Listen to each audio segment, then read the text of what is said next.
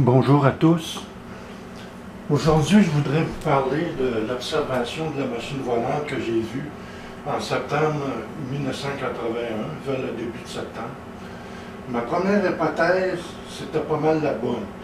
C'est un missile intercontinental que j'ai vu. Bon, je pensais plutôt à un missile de croisière parce que dans ce temps-là, les Américains testaient des missiles de croisière.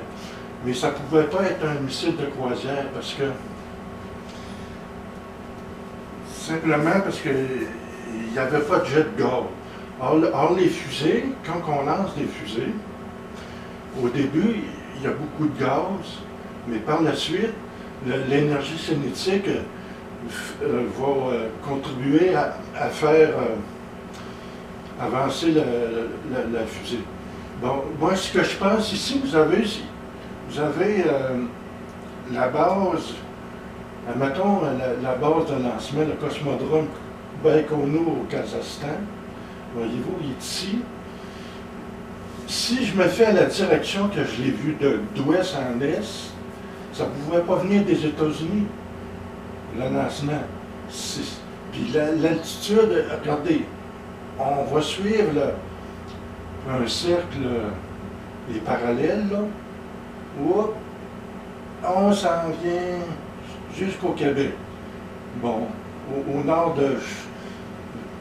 du lac Saint-Jean, c'est-à-dire à 100 000 au nord du lac Saint-Jean, dans la région de Chute des Passes. C'est là que je l'aurais vu. C'était en fin de course. Tout simplement qu'un missile ou une fusée, quand c'est lancé, lorsqu'elle retombe, si l'angle n'est pas trop prononcée, la fusée ne va pas se désintégrer.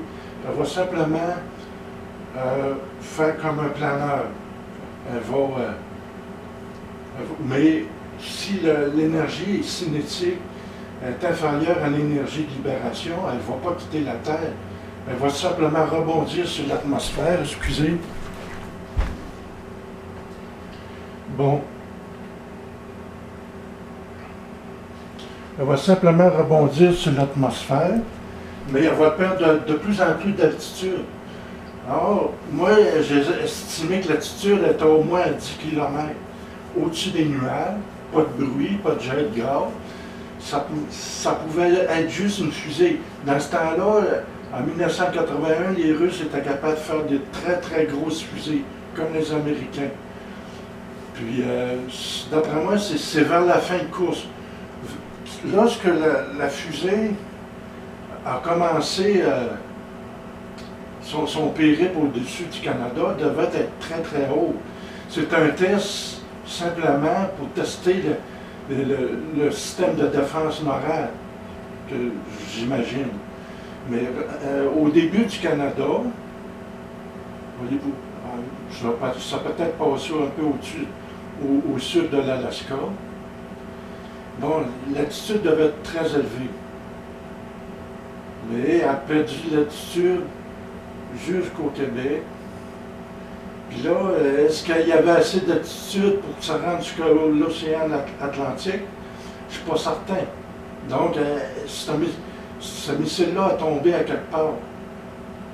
Donc, c'était le principal point que je voulais vous faire aujourd'hui. Merci de votre attention et de votre intérêt.